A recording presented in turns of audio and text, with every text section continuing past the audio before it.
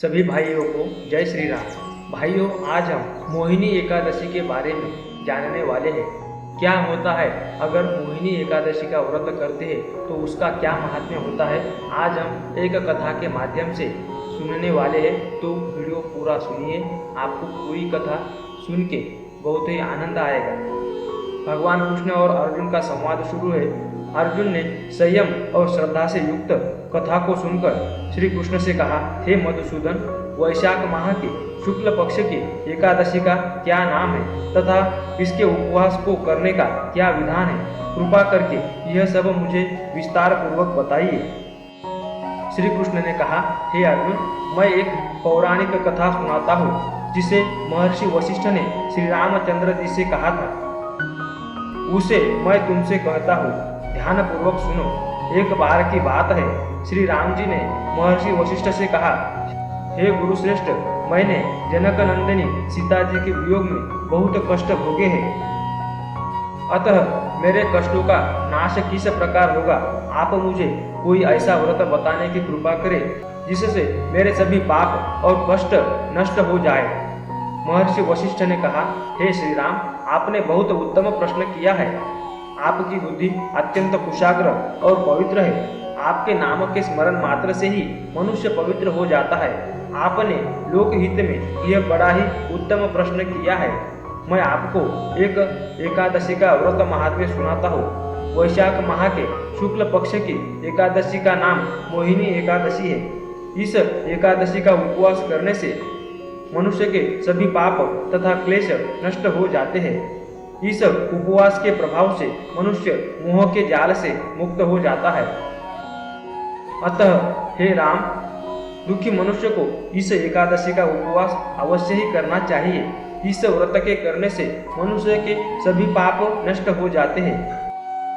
अब आप इसकी कथा को श्रद्धा पूर्वक सुनिए। प्राचीन समय में सरस्वती नदी के किनारे भद्रावती नाम की एक नगरी बसी हुई थी। उस नगरी में द्युतिमान नामक राजा राज्य करता था। उसी नगरी में एक वैश्य रहता था जो धन धान्य से पूर्ण था। उसका नाम धनपाल था। वह अत्यंत धर्मात्मा तथा नारायण भक्त था।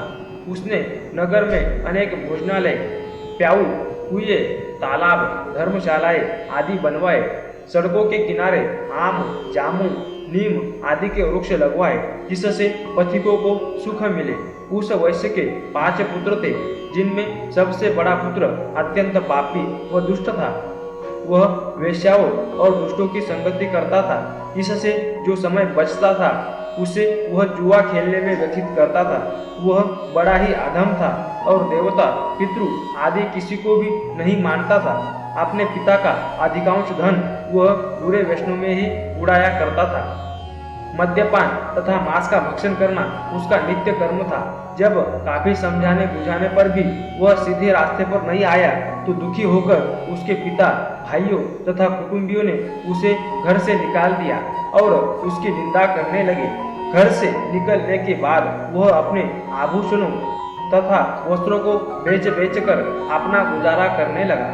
धन नष्ट हो जाने पर वेश्याओं तथा उसके दुष्ट साथियों ने उसका साथ छोड़ दिया। जब वह भूख प्यास से व्यथित हो गया तो उसने चोरी करने का विचार किया और रात्रि में चोरी करके अपना पेट पालने लगा।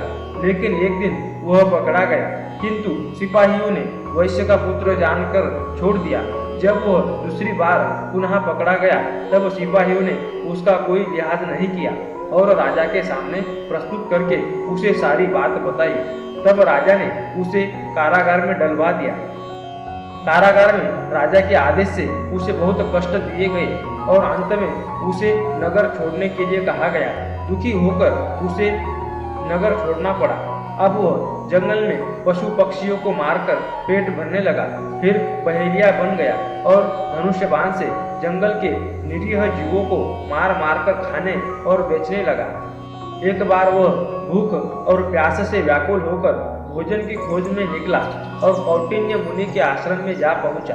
एक दिन वैशाख का महीना था। कौटिन्य मुनि गंगा स्नान करके आए थे।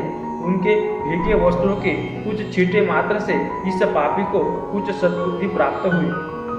वह अधम उसी के पास जाकर हाथ जोड़कर कहने लगा, हे महात्मा, मैंने अपने जीवन में अनेक पाप किए, कृपा कर आप उन पापों से छूटने का कोई साधारण बिना धन का उपाय बतलाइए। ऋषि ने कहा, तू ध्यान देकर सुन, वैशाख माह के शुक्ल पक्ष की एकादशी का व्रत कर। इस एकादशी का नाम मोहिनी एकादशी है। इसका उपवास करने से तेरे सभी पाप नष्ट हो जाएंगे। ऋषि के वचनों को सुनकर वह बहुत प्रसन्न हुआ और उनकी बतलाई हुई विधि के अनुसार उसने मोहिनी एकादशी का व्रत किया। हे श्री राम, इस व्रत के प्रभाव से उसके सभी पाप नष्ट हो गए और अंत में वह गरुड़ पर सवार हो विष्णु लोक को गया। संसार में इस व्रत से उत्तम दूसरा कोई व्रत नहीं है। इसके महात्म्य के श्रवण व पठन से जो पुण्य प्राप्त होता है वह पुण्य 1,000 गोदान के पुण्य के बराबर है। इस कथा का सार यह है मित्रों, प्राणी को सदैव संतों का संग करना चाहिए। संतों की संगत में मनुष्य को न केवल सद्बुद्धि प्राप्त होती है अपितु उसके जीवन का उद्धार हो जाता है। पापियों की संगत प्राणी को नरक में ले जाती है।